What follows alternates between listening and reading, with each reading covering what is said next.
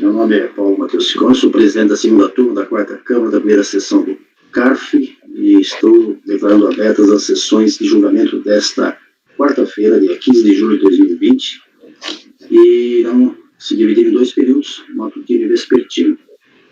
Eu cumprimento os conselheiros que participaram comigo das sessões, inicialmente o substituto, o conselheiro representante da Fazenda Nacional, Marco Rogério Borges. Bom dia, Marco. Bom dia, presidente. Bom dia, demais colegas conselheiros. Conselheiro Leonardo Luiz Pagano Gonçalves, representante dos contribuintes. Bom dia, Pagano. Bom dia, presidente. Bom dia, demais colegas. Conselheiro Evandro Correia Dias, da Fazenda Nacional. Bom dia, Evandro. Bom dia, presidente. Bom dia, conselheiros. Evandro. Evandro está sem som. Tem microfone. Bom dia, presidente. Bom dia, demais conselheiros. Conselheira Júlia Roberta Gouveia Sampaio. Bom dia a todos. Da representante dos contribuintes. Conselheiro Wilson Kazumi Nakayama, da Fazenda Nacional. Bom dia, presidente. Bom dia, conselheiros. Bom dia, Tereza. Conselheira Paula Santos de Abreu, representante dos contribuintes. Bom dia, Paula. Bom dia a todos. Conselheiro Luciano Bernardi, representante dos contribuintes. Bom dia, Luciano. Bom dia, presidente. Bom dia, demais conselheiros. Muito bem. Então, nós vamos iniciar os nossos julgamentos dessa manhã de quarta-feira, dia 15, seguindo a pauta exatamente do dia de hoje. Alguns processos que remanesceram de ontem, nós julgaremos posteriormente. Então, nós iniciamos o primeiro processo que constaria da pauta, é o item 77, foi retirado de pauta por solicitação da Procuradoria da Fazenda Nacional. Então, eu vou começar com o item 78, são 5 processos na sequência da relatoria da conselheira Paula Santos de Abreu, que eu peço que faça um breve relato do primeiro item 78, do contribuinte Fábio Eireli, e depois parta diretamente para o voto, porque não há sustentação oral. Por favor, conselheira, com a palavra. Bom, esse é um caso de exclusão do Simples Nacional, em razão do contribuinte ter comercializado mercadorias objeto de contrabando ou descaminho. Eu vou direto para o voto, que lá eu já faço um breve relato dos argumentos do contribuinte e da Fazenda. Então, se vocês quiserem me acompanhar a folha 5 do voto. Correto, isso mesmo. O recurso é tempestivo e eu conheço porque ele atende os demais requisitos de admissibilidade. Conforme relatado, a recorrente foi excluída do Simples Nacional por meio do ato declaratório executivo número 4 de 2017, a partir de agosto de 2015, e com impedimento à opção nos 3 anos calendários seguintes, em razão da comercialização de mercadorias objeto de contrabando ou descaminho. Então, ali distingue-se exclusivamente a exclusão da recorrente do Simples Nacional. Isso eu faço uma ressalva porque o descaminho, a prática do descaminho não é objeto desse processo. Em suma, o recorrente apresenta em seu recurso voluntário os seguintes argumentos. A penalidade de exclusão do Simples Nacional é bastante gravosa e atenta contra os princípios da preservação da empresa e da proporcionalidade. O segundo, a lei que estabelece a exclusão do Simples Nacional exige que tenha havido mais de uma mercadoria apreendida objeto de descaminho ou contrabando.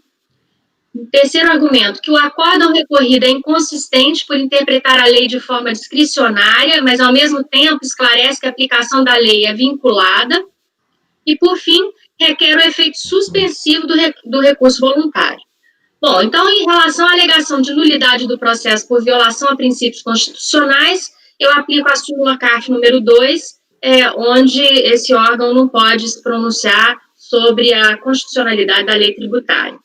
Quanto à tese da recorrente de que o artigo 29 da Lei Complementar 123 de 2006 estabelece que o contribuinte, para ser excluído de ofício do Simples, deveria ter comercializado mercadorias, no plural, objeto de contrabando ou descaminho, e não apenas uma mercadoria, como ele alega, insta a observar que essa tese é totalmente descabida.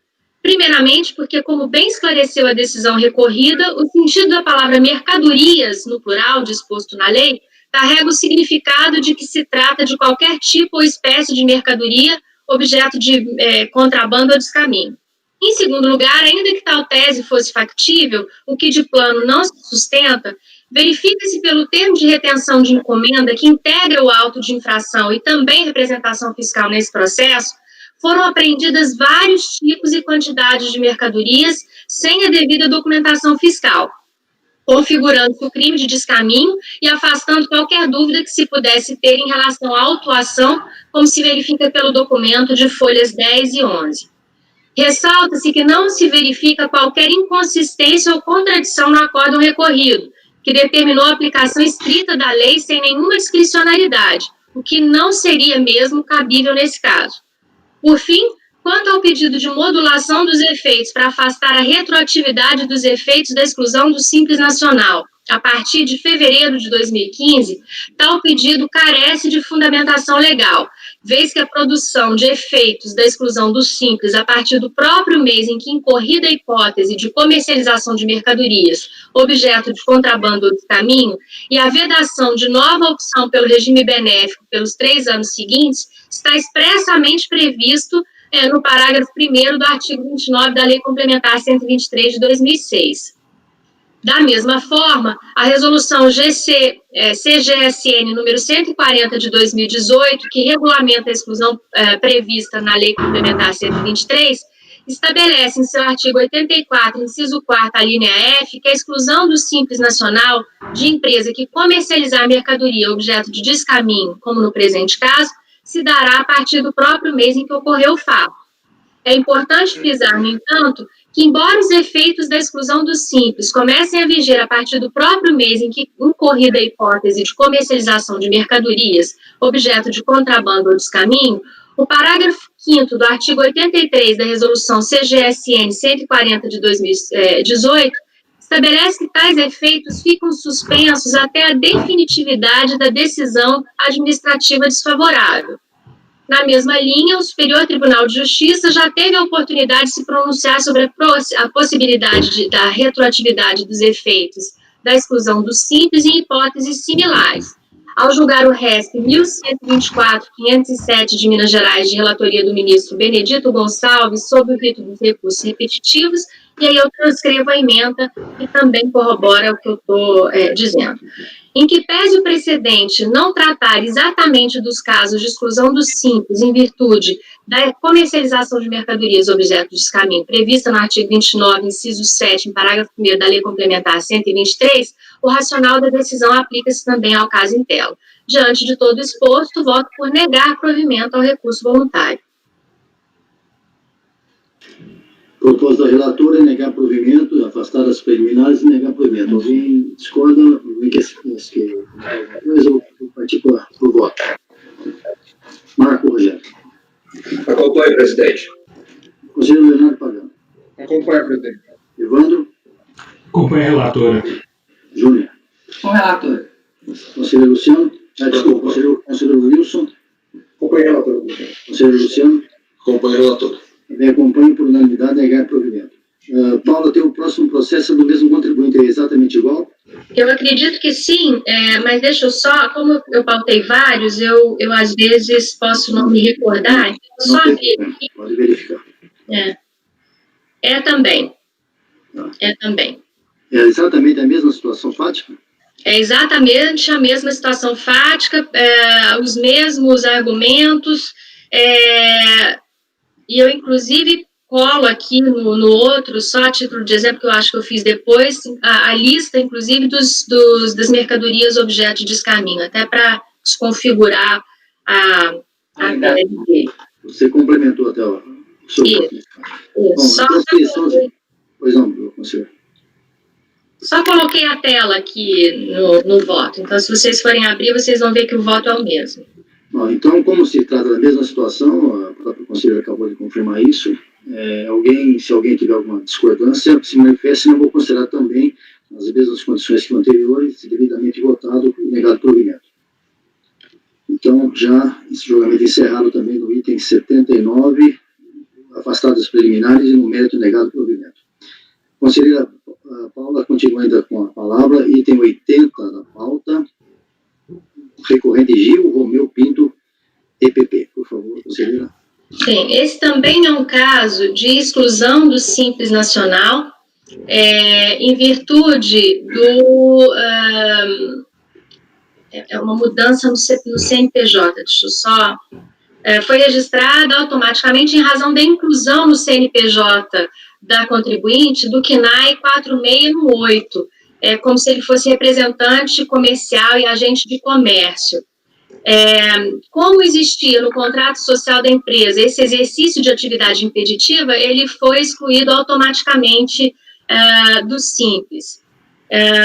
A recorrente, ela alega que foi alterado o objeto social e, erroneamente, esse CNAE foi incluído no CNPJ, mas que em nenhum momento exerceu essa atividade de representante comercial, que nem requereu a inscrição dessa atividade no órgão de classe competente e nem também na prefeitura, também nunca emitiu nota fiscal desses serviços. Eu vou para o voto diretamente, a folha número 4, que aí eu explico mais um pouco também do caso. O recurso é voluntário, ele é tempestivo, o recurso voluntário é tempestivo, ele atende os requisitos de admissibilidade, então eu conheço. Conforme alarpado, a recorrente foi automaticamente excluída do Simples Nacional por meio do despacho decisório às folhas 44 a 47, emitido pelo Serviço de Controle e Acompanhamento do Crédito Tributário, SECAT, da Delegacia da Receita Federal do Brasil, em São José dos Campos, em virtude da alteração de seu objeto social, com a inclusão da atividade de representante comercial de instrumentos e materiais odonto-médico-hospitalares, atividade vedada para o Simples nos termos do inciso 11º do artigo 17 da Lei Complementar 123 de 2006. Tal decisão estava ancorada tão somente na simples análise do contrato social da recorrente e na inclusão do CNAE 46184, esse número, né, no CNPJ da recorrente, como se verifica da leitura do parecer SECAT número 364 de 2014, que está acostada aos autos às folhas 44 a 46. Em total, afronta ao disposto na súmula CARF número 134, que orienta que a simples existência no contrato social de atividade vedada ao Simples Federal, e aí eu peço desculpas que eu uso a súmula para o Simples Federal e esse caso é uma exclusão do Simples Nacional. De qualquer forma, eu aplico um racional parecido. Inconformada, a recorrente apresentou manifestação de inconformidade, comprovando, por meio de notas fiscais e outros documentos, de folhas 126 a 160, que nunca exerceu atividade vedada, tendo apenas a descrição da mesma constante de seu contrato social e alegando que a referida inclusão se deu por erro. Ressalta que não realizou qualquer outro ato regulatório que a permitisse exercer tal atividade, e demonstrou também que procedeu com a alteração do contrato social em 19 de 5 de 2014, excluindo a atividade. A quinta turma da DRJ de SPO, deve ser de São Paulo, contudo, ao apreciar os argumentos e evidências apresentados pela recorrente, entendeu que, ainda que a interessada não tivesse exercido a atividade vedada que ensejou a sua exclusão do Simples Nacional, o fato de tal atividade impeditiva constar de seu contrato social justificaria a exclusão realizada, mesmo porque a alteração do CNPJ foi promovida pela própria recorrente.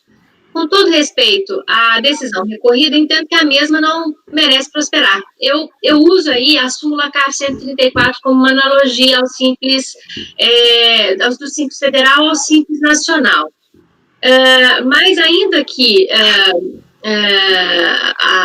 o ônus de provar a prática de atividade impeditiva pela opção deveria ter sido da Fazenda, o que não ocorreu. A recorrente, por sua vez, logrou trazer aos autos robustos meios de prova, se vocês virem as folhas 126 a 160, que asseguram que tal atividade não era praticada por ela.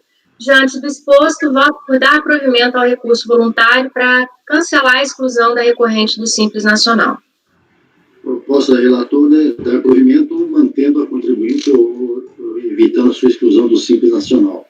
Debates aberto. Alguém quer se manifestar? Presidente, Pois não. fazer a leitura aqui uma parte do acordo, onde traz o entendimento do Conselho Gestor do Simples Nacional. Então, faz-se oportuno ressaltar que, de acordo com o entendimento explicitado pelo Comitê Gestor do Simples Nacional, é irrelevante para fins de exclusão por comunicação se a empresa exercer ou não atividade impeditiva, né? Conforme se extrai do sítio do portal do Simples Nacional na internet aqui. Então vamos lá. Se constar do contrato social alguma atividade impeditiva opção pelo Simples Nacional, ainda que não venha exercê-la, tal fato é motivo de impedimento opção? Resposta. Se a atividade impeditiva constando do contrato estiver relacionado ao anexo 6 da resolução do Comitê Gestor número 94 de 2011, seu ingresso no Simples Nacional será vedado, ainda que não exerça tal atividade.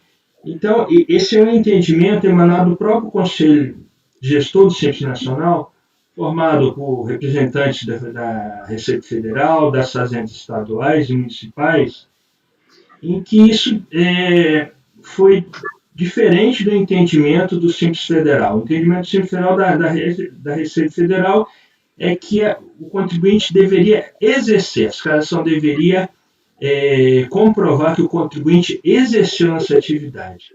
Frente a esse entendimento do Conselho Gestor do Simples Nacional aqui, né, não tem essa obrigatoriedade da fiscalização comprovar que o contribuinte exerceu a atividade. Pelo contrário, isso é automático. A exclusão do contribuinte é automática. Se consta do contrato social, isso foi incluído um QNAE vedado, a exclusão do Simples é automática. Perfeito. Eu pedi a palavra ao conselheiro Luciano. Pois não, Luciano. Conselheiro Evandro, só para esclarecimento, essa é aquela questão que nós estávamos falando ontem, né? Comentando ontem. Isso não está na resolução, né? É uma apostila de esclarecimento, certo? Olha, isso é uma pergunta e resposta que não está na resolução, mas é uma interpretação emanada pelo próprio Conselho Gestor. Perfeito. Só queria saber isso. Obrigado. Eu só queria fazer só um minutinho, Paulo. Eu queria fazer só uma colocação, lembrar o Evandro, fora esse processo que estamos julgando, a respeito da gravação aí, você está fazendo também de suporte, né? Porque pode haver algum problema na gravação em Brasília, você não esqueceu disso, né? Só isso. Não, está sendo feita a gravação. Ok. Obrigado. Voltamos para a lembrança. Só uma colocação, eu entendo sim, conselheiro Evandro, Paula, por favor, nosso suporte em Brasília quer falar. Tereza? Doutor, a rede caiu aqui por alguns segundos, mas eu não parei a gravação se a Poliana não está aqui. Se achar necessário, eu volto para o senhor, ok? Nós vamos prosseguir com a gravação, até porque o Evandro está fazendo, viu, Tereza? Tem problemas? Não, pode continuar então. Obrigado. Muito obrigado. Parece que eu estava adivinhando, viu, Evandro? Não, exatamente isso. Por favor, Paulo. Não, só trazendo aqui que, de fato, existe... Ontem nós discutimos essa questão, né, do comitê gestor, quando há inclusão do QNAE no CNPJ do contribuinte, só que eu ressalto que a Lei 123 de 2006, ela determina que o exercício de atividade vedada. Então, aqui é exercício de atividade vedada, empresas que exerçam essa atividade. Então, acho que óbvio que houve uma regulamentação, mas o exercício ele se dá pela comprovação, aí na minha leitura, né? Qual é o artigo da lei complementar que fala em exercício? É o artigo 17. Da 123. É que, evidentemente, a lei fala em não poderá ter exercício de atividade vedada. É uma frase genérica, não quer dizer exercício no sentido de exercer efetivamente. Exercício é o que consta no objeto social, até prova em contrário. A empresa pode ter 10 objetivos sociais e exercer momentaneamente apenas um, mas ela está autorizada a exercer os 10, o que ela consta no objeto social. Acho que isso não é um detalhe que importa, desculpe, eu conselheiro, mas o que me põe aí contra essa posição, que aliás já manifestamos ontem, é que está na lei, né, mas é uma expressa vedação legal, diferente do Simples Federal, que realmente não havia uma determinação nesse sentido, tanto que a jurisprudência evoluiu até culminar com essa súmula do Simples Federal, mas aqui no Simples Nacional, me parece que é literal a disposição. A posição está. Vai lá, Ivan, pode falar. Marcos, quer falar? Põe a mãozinha no vídeo aqui, viu? Põe a mãozinha no vídeo aqui para que eu possa saber. Desculpa. Não, Estava olhando a resolução ela é bem taxativa mesmo, corroborando com o raciocínio do conselheiro Evandro, né? Ela fala assim, ó, serão utilizados os códigos de atividades econômicas, os CNAEs, né, informados pelos contribuintes no CNPJ para verificar se a EBE ou EPP atende aos requisitos pertinentes. Então, na realidade, o anexo 6 relaciona os códigos de CNAE impeditivos ao Simples Nacional. Ou seja, ela é taxativa, a resolução 94, né? Então, na realidade, não há uma interpretação, mas está em atividade, isso aí já é uma construção, tá? Ela fala assim, é o código CNAE, é impeditivo, ponto. Tá? Vou para a votação. Marco Rogério. Presidente, conforme... Desculpa, Marco, espera um pouquinho só, o Wilson quer falar. Wilson, uma palavra. Tá, presidente, é o seguinte, acho que toda a discussão que a gente tem é em relação ao código do CNAE, né? O que acontece é que o sistema, na hora que ele faz os batimentos, lá ele pega o CNAE, verifica aquela tabela lá, que é a tabela emitida lá pelo comitê gestor, e se por acaso tiver, se cair em alguma daquelas redações, pelo código CNAE, que ele acaba vedando o ingresso, a opção. O que acontece, eu entendo o seguinte, o contribuinte ele estabelece quais são as atividades que ele pretende estar realizando no contrato social. Aí ele tem que estar fazendo, escolhendo um código do CNAE para poder estar colocando lá no cadastro dele. Eu entendo, assim, até por empresa ser do Simples, que em algumas coisas é difícil de você encaixar a atividade que ele vai exercer naquele código dos CNAEs. Um exemplo aqui lá que a Paula ontem falou a respeito daquela empresa lá que é de... Então, eu entendo o seguinte, assim, até é possível, né, que a empresa, eu admito que é possível, que uma empresa pequena, quando ele vai fazer uma caracterização do CNAE pela atividade, ele vai escolher uma que não é possível, que não tem outra escolha. É muito difícil, é muito aberta essa situação. Então, eu entendo assim, que se por acaso, no caso do Simples Nacional, que a opção dele, na hora que ele coloca, o sistema vai fazer uma validação, ele tem condições de acompanhar, e tem a possibilidade de estar verificando lá que aquele CNAE ele não poderia estar colocando porque ele é vedado, ele teria a possibilidade de estar alterando. Mas agora, se ele está no Simples, né, se ele já está no Simples Nacional, e depois acontece essa exclusão, eu entendo que não é razoável que se exclua pelo código de CNAE, se ele não exercer efetivamente essa atividade. Porque eu não sei, porque eu também não lembro dessas decisões, acho que eu já vi, eram do Simples Federal, mas assim como perguntas e respostas da Receita Federal, eu imagino que o perguntas e respostas, ou seja, portaria do Comitê Gestor, não vincula ao CAF, né? Porque não é a lei. Nós estamos falando da portaria do Comitê Gestor. Em termos, o perguntas e respostas não vincula, mas o perguntas e respostas vem esclarecer aquilo que saiu em resolução do Comitê Gestor. Claro, é uma orientação de qual é a interpretação. Mas é para isso que existe um colegiado, conselheiro. Está fazendo, sim, exato. É só porque vocês falaram de uma maneira como se aquilo fosse vinculante. Eu entendo que não. Ele só está dizendo que o Evandro fez a leitura, inclusive eu já vi votos, e talvez até da própria conselheira ou de outros aqui, buscando lá para informações do perguntas e respostas da Receita para dar uma colocação, para embasar algum voto. Quer dizer, então isso faz parte da regra do jogo. É aquela jurisprudência genérica e muitos atos normativos que fala até no CTN. Então, acho que tudo é válido. Agora, cabe a cada um de nós analisar o que consta dos autos e oferecer um voto. Acho que pode falar, Pagano. Alguém mais quer falar? Que eu pergunto, essa informação, né, conseguida pelo Comitê Gestor, ela tem força de equivalente à consulta, né? E a questão que o que mais alterou aqui, na minha opinião, entre o federal e o nacional, é que no nacional a lei, ela explicitamente ela diz, não pode as atividades do anexo 6 da resolução, entendeu? Então, ela diferencia essa hipótese do Simples Federal. O Simples Federal não tem não está expresso dizendo que não pode constar tais atividades de tal anexo. Ficou mais explícita, né? Eu só volto de novo, assim. A gente já discutiu esse assunto bastante, nós temos que avançar na nossa pauta. Acho que já discutiu, cada um tem sua posição. Vou abrir sua palavra para a conselheira relatora, mais um minuto, por favor. Não, só esclarecendo até a questão do voto, né? Eu faço, de fato, uma interpretação da Lei 123, onde se determina o exercício da atividade vetada, e não a simples colocação de um KNAI. E aí, buscando pelo princípio da verdade material, se ela comprova e ela traz aos autos que ela, de fato, nunca exerceu a atividade vedada, de fato, eu estou bem confortável com o meu voto de dar provimento ao recurso voluntário. Era só isso. Conselheiro Marco Rogério. Você Pode falar. é votação? Sim. Tá. Presidente, eu acho que o assunto ficou bem claro, tá? O comitê não tem força vinculante, mas são regras estabelecidas anteriores, tá?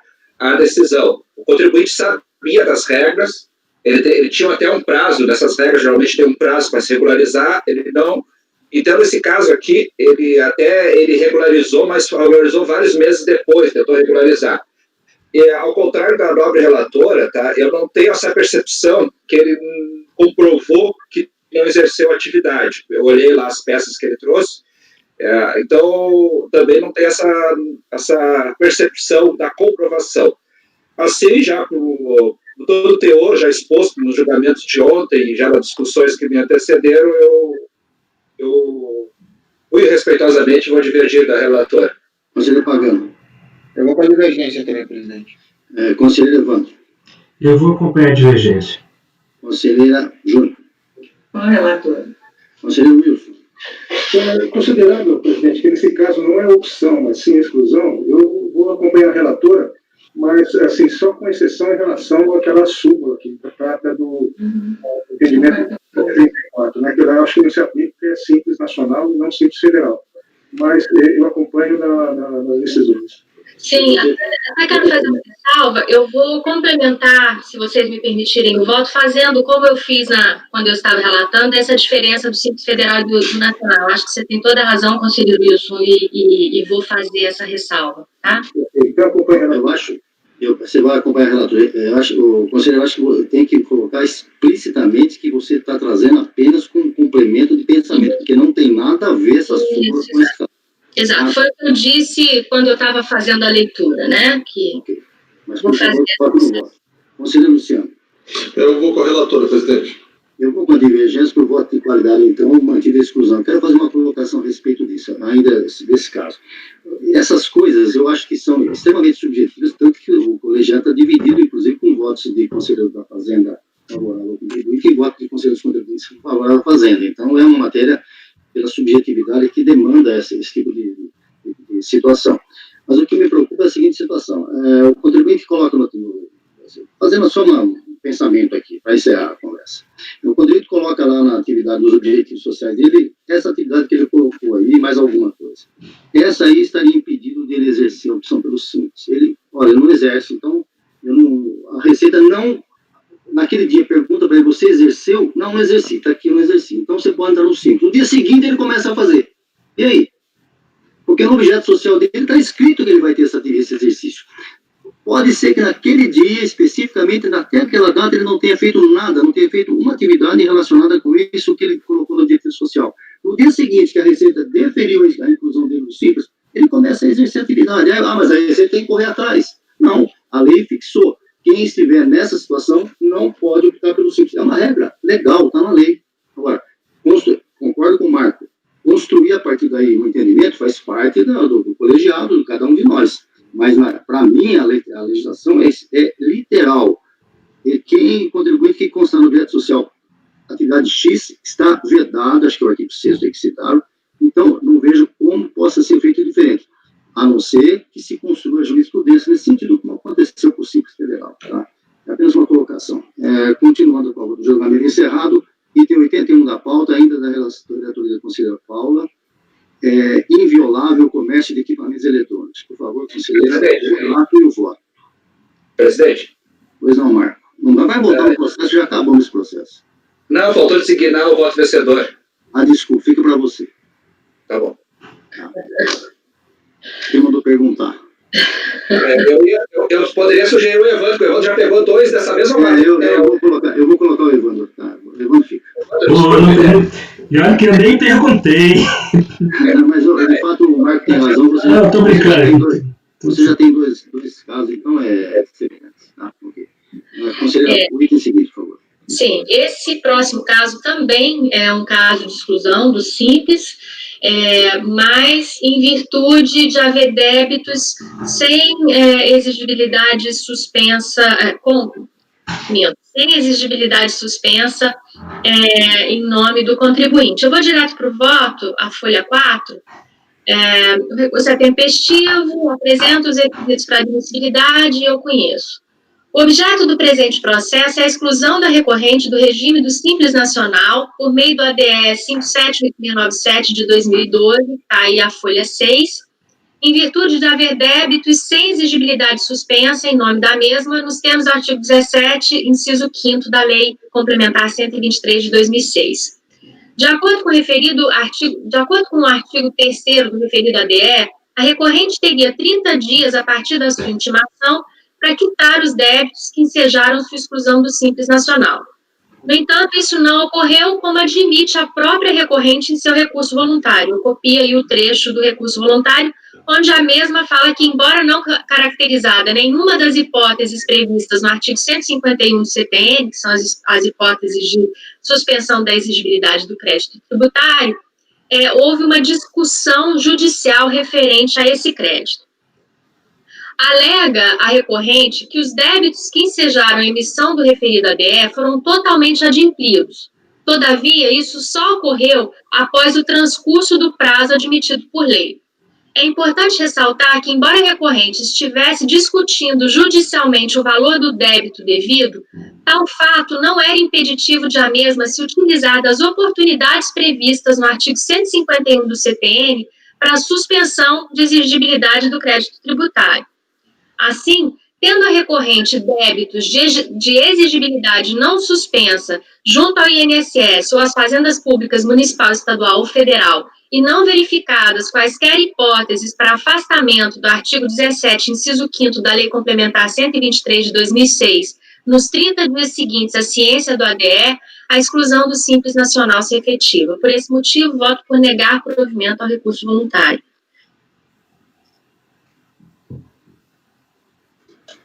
A proposta da relatora é negar provimento. Antes de passar os comentários e debates, eu só quero receber uma mensagem aqui no meu grupo, né, de presidentes, para que se aparecer uma mensagem para vocês para atualizar o Windows aí no sistema, não fazer nada, porque pode dar problema aqui na gravação. Tá? De repente aparece alguma coisa no equipamento, não façam isso agora, façam depois, se for o caso. Alguém quer se pronunciar a respeito do voto? Marco Rogério votando. Presidente, acompanhe. Pagano. Acompanho. Evandro. Acompanho. Tônia. Está sem microfone, Ju. Agora. Acompanho. Conselheiro Wilson. Acompanho, relator. Luciano. Acompanho o relatório. Também acompanho, unanimidade, negado o provimento. Item seguinte da pauta, item 82, ainda com a palavra a conselheira Paula. José Edson de Campos. Conselheira, por favor.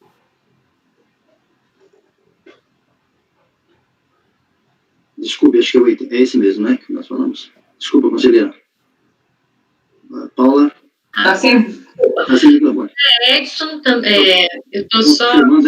Confirmando, nós acabamos de votar agora o 80, não é isso? 81. 81, perfeito. Vamos votar o 81, inviolável. Agora é 80. Alô? Oi? Pronto? Confirmando, então, espera um pouquinho só para que não haja problema aqui na anotação na pauta. Tá? Nós votamos o 81, inviolável, é isso? Isso, exato. Agora é o 82. Tá, ok. 82. Esse também... não, desculpe, deixa eu ver aqui. Esse é um caso de a manifestação de inconformidade da contribuinte foi Deixa eu ver aqui só, é porque foram muitos e eu achei que fosse um outro de exclusão do Simples, mas eu acredito que não seja. Não tem problema, pode ir com calma aí. Tá. Esse caso é um caso em relação à tempestividade da manifestação de inconformidade apresentada pela recorrente, que não foi conhecida para impugnar o ato de exclusão do Simples dela. Eu vou direto para o voto, que eu explico, eu faço um breve relato, e ele está às folhas 3. Esse recurso voluntário é tempestivo, vez que a recorrente foi intimada via postal com aviso de recebimento em 7 de janeiro de 2016 e o recurso foi interposto em 11 de fevereiro de 2016, no primeiro dia útil após a quarta-feira de cinzas, estando, portanto, dentro do prazo de 30 dias previsto pelo artigo 33 do Decreto 7.235 de 72. Então, verificadas as outras condições de admissibilidade, eu conheço do recurso. Cinge-se a controvérsia a tempestividade da manifestação de inconformidade apresentada pela recorrente em 26 de março de 2015, de modo a impugnar o ato declaratório executivo 899527 de setembro de 2014, que excluiu do regime de tributação do Simples Nacional a recorrente, em virtude da existência de débito não tributário junto à Receita Federal do Brasil, referente à infração NR número 07 PCMSO, nos termos do artigo 168, parágrafo 3º da CLT, em conjunto com o item 7.4.3.2, B2 da NR número 7, com redação da portaria 24 de 94. Eu até colo aí o débito. Conforme destacado no acórdão recorrido, a citação da contribuinte se deu por meio do edital eletrônico, número tal, publicado no portal do Simples Nacional no dia 23 de 10 de 2014. Esse documento está aí, a folha 24 e 25. Cotejando-o com a data de protocolo da manifestação de inconformidade, que está as folhas 2 e 3, verificou-se que essa encontrava-se intempestiva nesses termos. Tendo a manifestação de inconformidade sido apresentada tão somente no dia 26 de 3 de 2015, dúvida não há quanto à intempestividade do feito, devendo-se atentar para as premissas estatuídas pelo ato declaratório normativo número 15 de 96. Com efeito, a citação por edital do processo administrativo fiscal está prevista no Decreto 70.235 de 72 e é válida e eficaz, desde que e somente se restarem improfixos de mais meios previstos no inciso 1 a 3 do artigo 23 do referido dispositivo legal. Aí eu colo o artigo. Isso posto, a análise da validade da citação por edital requer verificar obrigatoriamente se os meios de citação previstos no inciso 1 a 3 do artigo 23 foram devidamente realizados.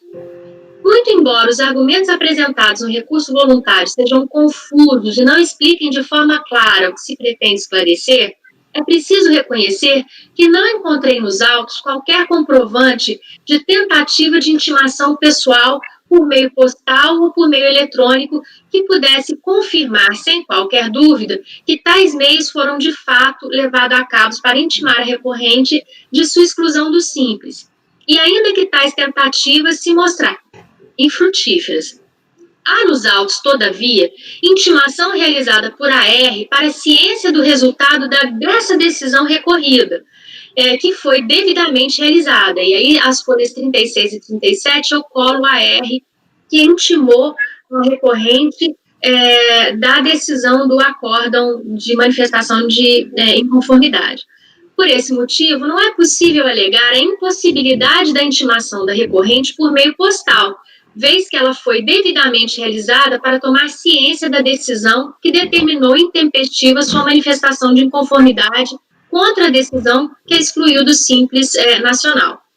No mesmo sentido, também não foi verificado nos autos qualquer desídia por parte da recorrente que inviabilizasse sua intimação pessoal ou por via postal. Pelo contrário, veio a recorrente aos autos apresentar sua manifestação de inconformidade voluntariamente assim que tomou conhecimento do teor do ADE. Ora, é certo que o direito não assiste aos que dormem, mas, por outro lado, não pode a recorrente ser prejudicada por falha alheia, que foge da sua responsabilidade. Ademais, parece razoável a aplicação subsidiária do artigo 223 do Código de Processo Civil ao processo administrativo fiscal. Aí eu colo o artigo. A validade de citação por edital em situações semelhantes já foi apreciada por esse Conselho Administrativo de Recursos Fiscais, que assim decidiu. Eu colo aí algumas jurisprudências, né, do CARF, que entendem também que a citação por edital ela só é válida quando restarem profícuas as citações pessoais ou por correio. Logo, é preciso reconhecer que a recorrente não pôde se defender devidamente das imputações a ela relacionadas, face à falta de ciência das decisões prolatadas nesse processo, da decisão prolatada nesse processo administrativo fiscal.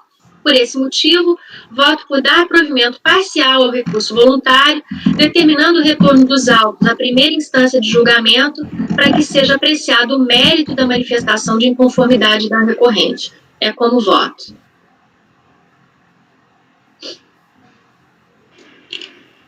Bom, matéria que tem que se olhar aí o processo, né? Alguém está checando isso, essas informações aí? Deixa eu perguntar, conselheira, o contribuinte apresentou intempestivamente na DRJ? Não, na verdade, ele não... Agora ele procurou o CARF para ver. Ele foi excluído do Simples e ele diz que ele não foi intimado para poder se manifestar em relação ao ADA, à exclusão. Aí ele apresentou mais tarde a manifestação de inconformidade intempestivamente e a DRJ nem analisou essa questão por ser intempestiva a manifestação de inconformidade. O que ele alega, o recurso dele é um pouco confuso. Ele alega que ele mora numa zona rural, que é difícil citá-lo lá, mas que o contador dele, por ir na Receita por outros motivos que nem era para atendê-lo, tomou conhecimento dessa exclusão. E aí que ele, então, se apresentou voluntariamente para poder se defender. Então, o recurso que ele interpôs aqui para o colegiado é puramente para que vote para a primeira instância ou ele tratou de mérito também? Exato. Ele só quer que vote para a primeira instância ou ele se manifestou em relação ao mérito também? Deixa eu ver, eu acho que foi só sobre a tempestividade, porque o recurso, para falar a verdade, está bem confuso, assim, nem estabelece direito à causa de pedir, mas deixa eu olhar aqui. Não precisa, porque se de fato o problema está na primeira instância, se votar nesse sentido, tem que parar para falar. Tudo bem, fala, Pagano. Só para uma pergunta, conselheira Paula, a primeira instância só tratou também de tempestividade, né? Não tratou do mérito. Não tratou do mérito. Então é exatamente essa matéria que a gente tem que ver. Bom, em matéria de prova aí, quem é que está analisando o processo? Eu estou analisando o processo aqui e o encontro das palavras da nobre relatora, presidente. Por enquanto... Decisão ACO, desculpe, até me surpreende que a decisão ACO, ela ignora solenemente as alegações ali e olha, trata o edital e em nenhum momento questiona. Eu achei até que houvesse algum questionamento ali da primeira tentativa, né? Em nenhum momento ela fala isso, ela só diz que a intimação foi dada em tal data. O microfone, né?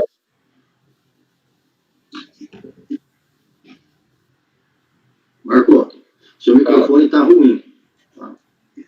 Seu microfone está ruim, Marco. Estou no documento de ver. Aí, deixa eu fazer uma colocação. Deixa eu perguntar. Paula. Oi? Conselheira Paula. Vendo o seu voto rapidamente, que você tocou no assunto aqui de quarta-feira de cinzas. A princípio, os prazos na Receita Federal, esses prazos do PAF, eles só ocorrem em dia de expediente normal da repartição e quarta-feira de cinzas não é tido como expediente normal, porque é meio expediente. Isso aí foi contado no prazo, tudo certinho? Sim, se eu não fosse considerar a quarta-feira de cinzas, o recurso voluntário seria, inclusive, intempestivo, mas eu imaginei, até por experiência própria, que a Receita não funcionasse na quarta-feira de cinzas. Ela funciona, mas em caso de expediente, não é expediente normal, tudo bem. Mas no caso específico, não tem nada a ver. Presidente, só primeiro, questão de áudio, melhorou meu áudio agora? Melhorou. Tá. Não, a questão da tempestividade assim, é categórica. O prazo, o termo final é 9 de dezembro de 2014. E o contribuinte apresentou a manifestação de conformidade só em 26 de março de 2015. Ou seja, não é uma discussão aqui de 1 ou 2 dias, nem nada. O fato é que ele só foi certificado por edital, tá? E ele só tomou conhecimento através de um contador, ele relata isso, através de um contador que avisou para ele, mas ele já tinha esperado o prazo, vários meses, etc. E aí ele entrou com a manifestação de conformidade. É complicado, hein? As alegações dele são alegações, né? Não dá para a gente saber se isso é real, né? Que é zona rural, ele demora, isso é tudo complicado. A gente tem que ver realmente a situação fática, né? Isso é o que Mas se for... Me parece que não tem, eu acho que nesse caso até tem um processo meu que é parecido.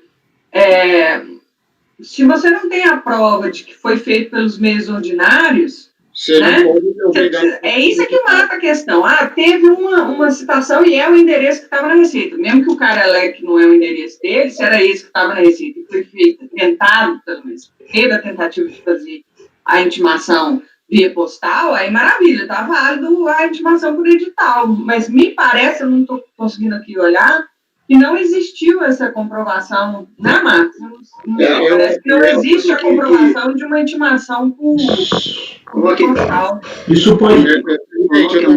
Coloque a mão, Pagano, por favor, coloque a mãozinha quando quiserem falar, porque 2, 3 falam ao mesmo tempo, eu não consigo saber quem está falando e a gravação fica horrível.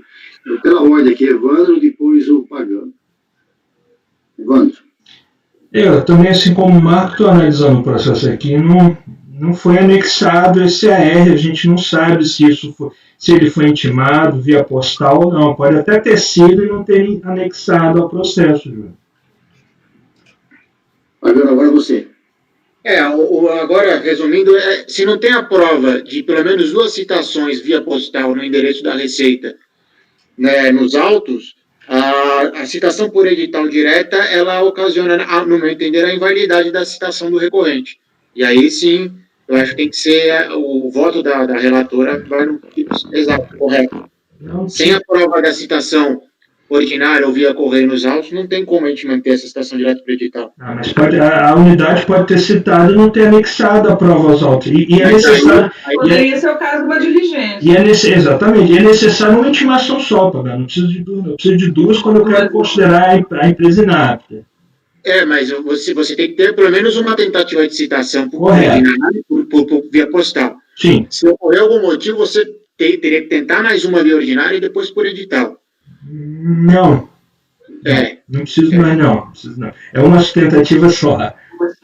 Pela lei são 2. Mas de qualquer forma, se ele não tem nenhuma, se não foi anexado nenhuma por parte da Receita, né, eu acho que aí não tem nem o que se discutir. Né? Eu acho que caberia uma diligência até para a unidade se pronunciar sobre isso aqui, gente. Eu acho que isso é válido. Agora eu quero só lembrá-los que intimação tem ordem de preferência. A Receita não é obrigada a intimar por AR, depois por caixa postal no ECAC, depois o pombo correio lá avisando o contribuinte. Se fez por edital, é válido. Não. Não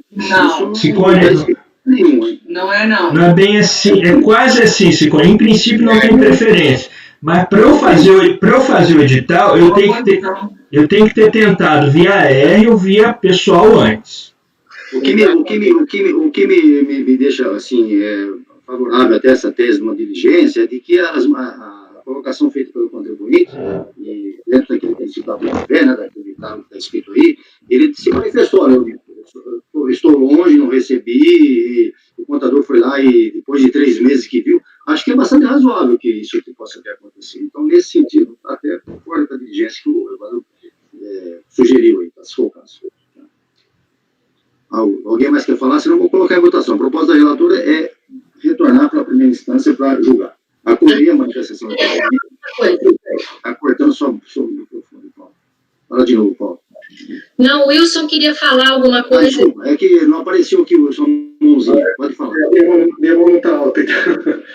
Eu também concordo com você, que é o seguinte, em geral, a unidade, né, preparadora, ela coloca lá uma tela do CIVEX para falar qual que é a... Oi? Tela do CIVEX. CIVEX informa assim... Não, só que o microfone está cortando. Ok. Em geral, a unidade preparadora, ela coloca uma tela, se não coloca o AR, coloca uma tela do CIVEX para mostrar quais são as comunicações que foram feitas. Então, acho que talvez assim, o mais razoável, até pela dilação temporal que teve entre o ADE e a resposta, né, que dê a oportunidade que a unidade coloque. Então, né, até para não causar prejuízo para o contribuinte nesse caso. Acho que não caberia uma diligência, assim. Eu acho que a colocação do Wilson é extremamente interessante, porque é o que eu estive pensando, não é uma situação de 1 ou 2 dias, que isso pode ser parecendo, em situações normais pode ser até contrário ao contribuinte. Nesse caso, eu acho que é favorável, porque se o contribuinte deixou passar, o Marco disse que é de dezembro para março, uma coisa assim, 3 meses de diferença, se o contribuinte deixou passar esse prazo todo, ele realmente não tomou ciência. Eu acho que isso não aconteceu efetivamente. Então, vale a pena pensar, até pela busca da verdade material aí, verificar se o que aconteceu nesse procedimento todo. Tá? Então, até estou falando pela proposta do Evandro, uma possível diligência, não é a proposta da relatora. Tá? Então, a relatora está manifestando. Pode falar, Paulo. Como houve aqui o AR anexado da intimação do contribuinte do acórdão de manifestação de inconformidade, assim, eu entendo que, e não há mesmo nos autos, nem há, só há menção do próprio contribuinte dizendo que, como ele tomou ciência do ADE. Então, me parece que a diligência ela vai apontar para o mesmo caminho, assim, como todos os documentos estão aqui, eu ficaria até surpresa que tivesse um AR que está perdido lá na fazenda ou junto dos autos físicos que não foi anexado aqui, já que tudo foi anexado aqui. Então, eu ficaria muito surpresa se tivesse um documento perdido ali que não foi anexado aos autos. Essa é uma colocação. E é por isso que eu entendo que a diligência ela vai apontar para o mesmo sentido, mas eu não entendo como é que funciona, talvez, esses documentos lá na Receita. Vamos por etapa. Antes, primeiro o Luciano, Evandro, depois você. Presidente, eu sou o primeiro. Não, você não apareceu aqui, Marco. Depois você Começamos com o Luciano. Vai, Luciano. Só uma pergunta aqui. Eu estava analisando os autos aqui e ele fala que não chegou porque é na zona rural, certo? Não tem acesso via postal.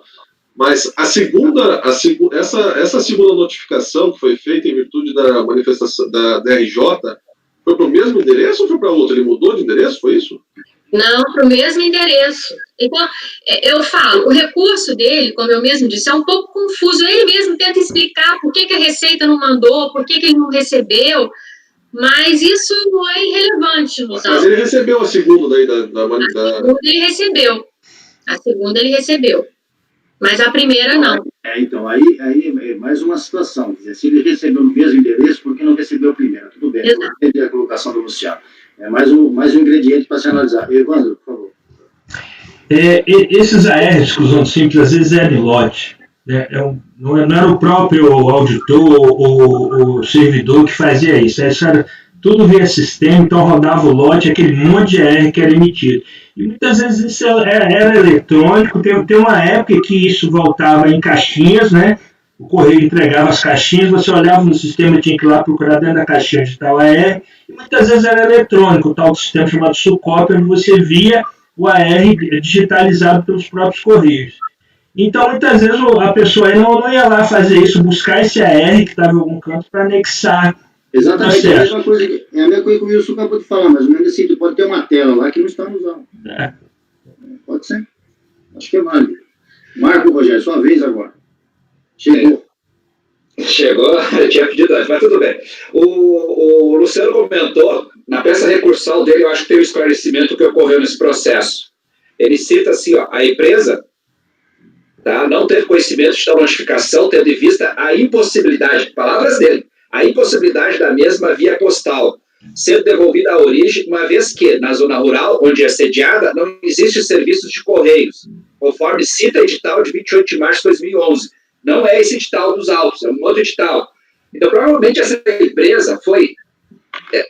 o sistema que controla essas emissões do correio, antigamente se chamava Sucop. Então, provavelmente, essa empresa, ela já houve uma tentativa anterior para o outro processo, não estou querendo proteger esse processo, e ela já ficou como não chega os correios lá. E aí, por isso que dessa vez fizeram só o edital. Tá? Então, foi mais ou menos isso que ocorreu. Então, essa empresa deve ter um outro processo que houve essa tentativa frustrada e agora não ficou nesse processo. Então, na realidade, e ele mesmo reconhece aqui, ó, que tendo em vista a impossibilidade da via postal, ou seja, os correios não chegariam na residência dele. Então, foi devolvido. Tá? E ele, como é que ele soube? Ele soube porque através de, verificou no site da Receita, tá? Que não teria visto. Eu acho assim que, claro, está faltando esse elemento comprobatório da tentativa anterior. Agora vem uma outra discussão. Essa tentativa anterior tem que ser do processo ou a da relação com o contribuinte? É do processo. O artigo 23 do CECAD 7235, ele é claro nisso. A obrigatoriedade tem que ser no processo. Não, eu discordo, não é tão claro assim não, Pagano. É sim. Não é? É sim, ó. A gente tinha essa discussão. É sim. Gente, nós já nos prolongamos demais. Desculpa. É sim. Mas eu acho que o Marco está adiantando uma discussão que não é do momento. É exatamente isso. Porque a não excitação, a não intimação de forma correta, nos termos do artigo 23 do 7235, ocasiona o cerceamento ao direito de defesa, porque ele perde o direito de defesa no processo. Então, a citação, ele é bem claro nisso. Vamos lá, vamos votar. Marco Rogério. A proposta da relatora é dar provimento para que volte, acolher a manifestação da recorrente de que teria sido preterido esse direito de defesa, porque, por esse motivo, já conversamos aqui, e volta para a primeira instância para julgar o mérito. É isso. Marco Rogério. Eu acho que não é o caso, presidente. Eu acho que seria o caso de verificar a questão. Você quer achar o que na delegacia lá? O AR. O Sucob ou o Civec lá que disse o... Isso. Sua proposta é diligência. Vamos encerrar isso aqui. Sua proposta é diligência? Eu não sei se olha, eu acho que antes de decidir se é caso de decidir no primeiro grau, seria conveniente a diligência, para sanar isso. Ok. Conselho Pagano. O meu voto vai, sim, nos termos da relatora. Aplico aqui o artigo 23 do decreto 7235 e digo mais. Se nós furtarmos o direito dele a apresentar manifestação de conformidade sobre o ADE no prazo de 30 dias, nós também estamos furtando o direito dele regularizar o débito no prazo de 30 dias. Porque a exclusão dele aqui foi em relação ao débito. Então, se ele não foi devidamente citado e não teve o direito de regular o débito no prazo de 30 dias, nós estamos tirando o direito dele resolver, ou seja, nos termos 150 do CTN, regularizar o débito no prazo de 30 dias. Isso também está sendo furtado dele. Então, eu concordo com a relatora, eu acho que deve ser anulado o acórdão da DRJ, e mais, eu acho que deveria ter sido citado novamente o ADE para apresentação de nova manifestação de conformidade ou pagamento dos débitos. Agora você já trouxe uma coisa nova aqui, né? Ele já, inclusive, pagou, Pagano. Já pagou. Ele traz o DARF. Então, Ele pagou, ele pagou nos 30 dias. aí eu nem cheguei a apreciar isso, mas ele Mas isso é relevante, porque se ele pagou nos 30 dias, ele foi cientificado. Aí que tá. Não. Ele pagou depois o DARF. Tá bom. Bom, Pagano concorda com a relatora, ele fez até uma acréscimo aí, mas aí já seria extrapolar. Vamos manter que você votou com a relatora. Conselheiro Evandro. Então, nós temos a seguinte posição. A relatora dando provimento, Pagano acompanhando, e o Marco propondo a conversão em diligência. Eu vou com a divergência. Tá bom. Conselheira Júnior. Com a relatora. Conselheiro Wilson. Opa, perdão. Acompanha a divergência, presidente. Conselheiro Luciano. Presidente, nesse caso, eu vou acompanhar a divergência, tendo em vista que é um esclarecimento, nós não estamos suprimindo o direito dele. Sim. Se não houver, vai voltar e efetivamente vai ser julgado em favorável a ele.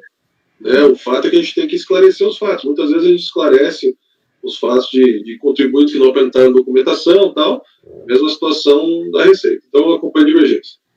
Eu também acompanho a divergência, me sensibilizei com esse caso, mas eu acho que a gente ainda tem que dar mais um passo, né?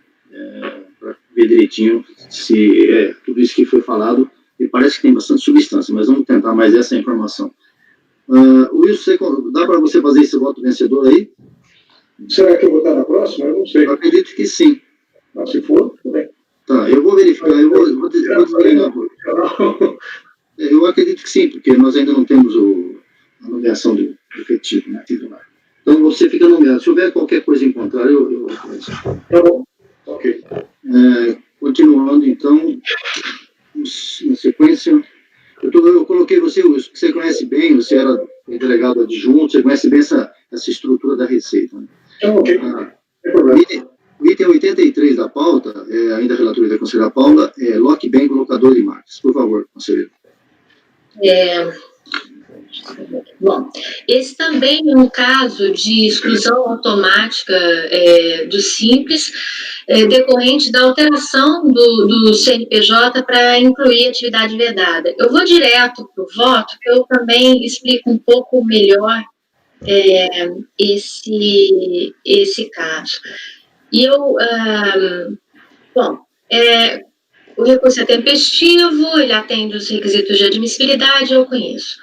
Conforme relatado, o presente processo refere-se a pedido de reinclusão da recorrente no regime de tributação do Simples Nacional. A recorrente promoveu a alteração em seu contrato social em 6 de outubro de 2011 e incluiu em seu objeto o CNAE 4619, também de representantes comerciais e agentes de comércio de mercadorias, em geral não especializado, atividade vedada pelo artigo 15, inciso 21 e anexo 6 da resolução CGSN número 94 de 2011. Em 13 de setembro de 2012, quando realizou a alteração em seu CNPJ, através de FCPJ transmitida à Receita, foi excluída automaticamente do Simples Nacional a partir de novembro de 2011. Ciente do motivo da exclusão do regime, promoveu, em 26 de 11 de 2012, nova alteração contratual, excluindo a atividade vedada enquadrada no CNAE 4619-200. Adicionalmente, a recorrente alega que nunca exerceu atividade vedada e acosta aos autos cópias do contrato social e alterações, que estão as folhas 35 a 50, cópias de notas fiscais de folhas 52 a 96 e cópia dos livros de registros de saída, números 3 e 4, registro de prestação de serviços 3 e 4, de folhas 97 a 180, para demonstrar o alegado. De fato, aí eu uso de novo a súmula, mas aqui é Simples Nacional, então eu tenho que só usar como referência, tá?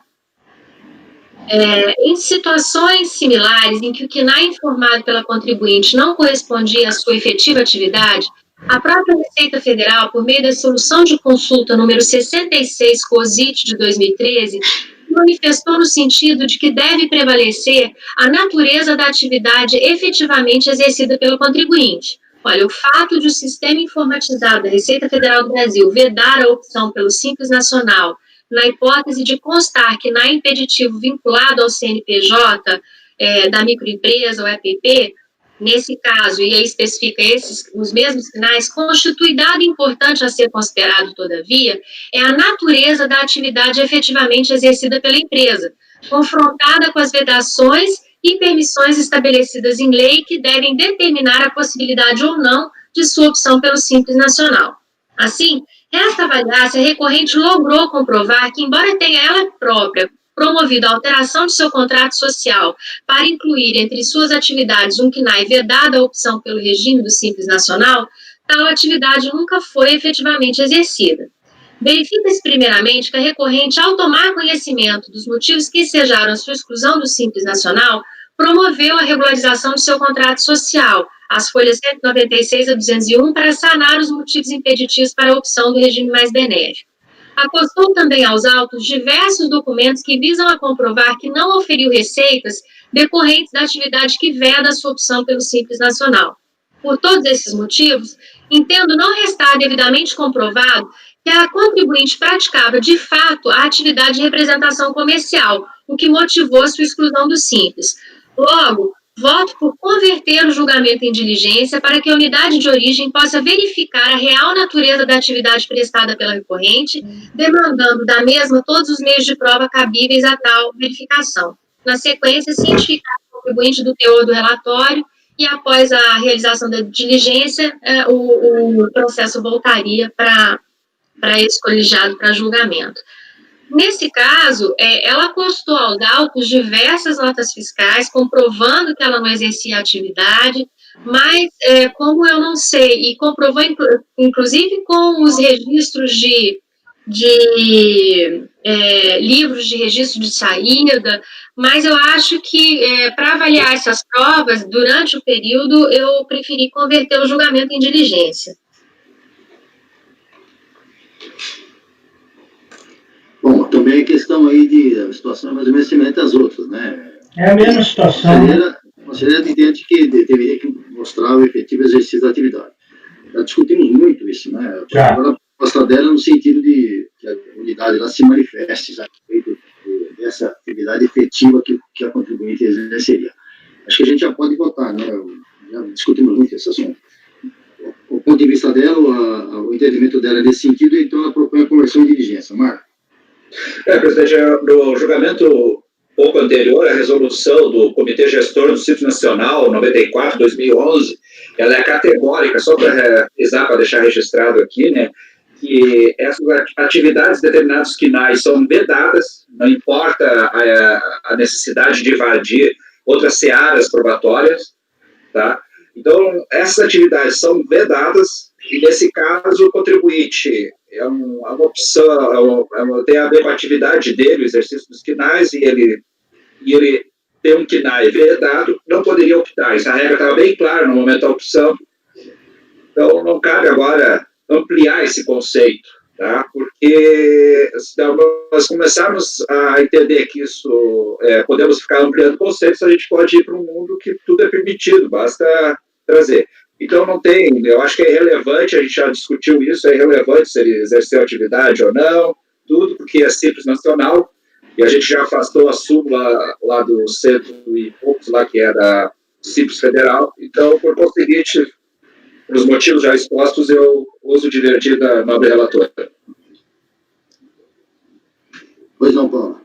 Eu sei que esse é um assunto que a gente já discutiu, eu queria só trazer, porque no voto anterior, eu não trouxe essa solução de consulta número 66, talvez até pela data, né? Mas se vocês forem ver, a própria solução de consulta número 66, COSIT de 2013, ela mesmo traz esse entendimento de que o exercício da atividade deve ser comprovado. É só para ressaltar, porque eu não disse isso no último, mas eu acredito que é por causa da data, tá? Da data da solução de consulta.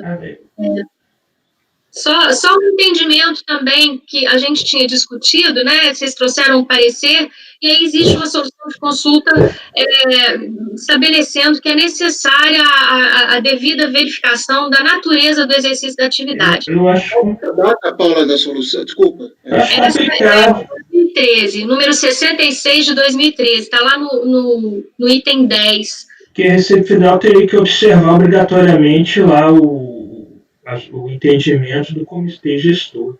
Estaria vinculado, né, mas teria que observar isso. Eu vejo que aqui é exatamente o que o contribuinte trouxe, né? Então, é só um outro dado que a gente não discutiu anteriormente. Quem mais quer falar? Ninguém. Marco. Presidente, eu já manifestei anteriormente e acho que vou divergir da nobre relatora aí. Ok. Conselho Pagano. Pagano? Eu acho que não é. Eu acho que a gente podia tentar comprovar mesmo. Eu voto na resolução. Eu vou com a conselheira. Conselheira Evandro. Eu vou com a divergência. Todo o Simples Nacional ele foi modificado, né, para que exatamente não tivesse esse problema de comprovar efetivo. O quão complicado isso, o quantos litígios isso trouxeram. A legislação do Simples Nacional ela foi aperfeiçoada para que se saísse dessa comprovação efetiva. Todo o sistema foi regulamentado em cima do KNAI fiscal, ou seja, se você tem um KNAI vedado, você é excluído automaticamente do Simples. Então, a gente está pegando coisas lá do Simples Federal que se aplicava e a gente está querendo dar uma interpretação que contrária, inclusive, ao Comitê Gestor da Regulamentação do Sistema. Então, por esses motivos, eu vou acompanhar a divergência. Conselheira Júnior. Júnior está fora da tela aqui. Ó. Está fora da tela. Você está com o microfone? Eu não vi. Desculpa. Com a relatora. Conselheiro Wilson. Até pelo fato fato da relatora ter colecionado essa solução de consulta do COSIC, acho que já reforça mais o entendimento, até porque é o seguinte, né, no caso de opção pelo Simples Nacional, os próprios sistemas da Receita já faziam o batimento e era possível que o contribuinte acompanhasse para verificar se era possível ou não estar utilizando o CNAE, né? Nesse caso, o contribuinte já estava no Simples Nacional, ele acrescentou. Acho que é bem razoável que passou a diligência. Eu acompanho o relator. Conselheiro Luciano. Eu acompanho o relator, presidente. Bom, eu vou divergir, mas de qualquer maneira, já está, por maioria, né, está definido que vai por resolução. Então, não precisa nem ter voto vencedor, foi convertido em diligência, a relatora termina esse... Pode falar, Marco. Presidente, só para comentar, a solução de consulta 66, ela tem uma peculiaridade, é uma discussão pontual, tá?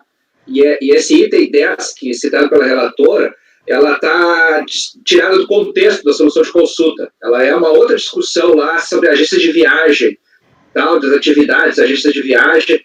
Então, se tu ler só o item 10 no inserto do voto dela, parece que leva uma coisa, mas no contexto ela está descontextualizada, só aquele item 10. Só para deixar claro isso, que a solução de consulta 66, ela não dá essa amplitude que se quer aqui no caso, ela apenas criou uma discussão lá pontual no assunto.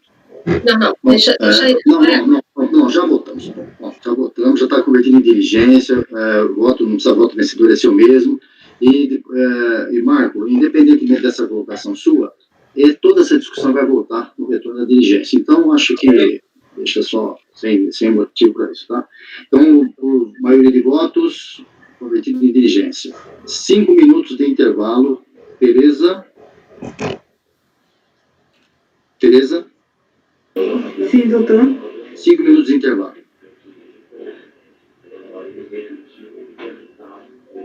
Presidente, a gravação foi interrompida.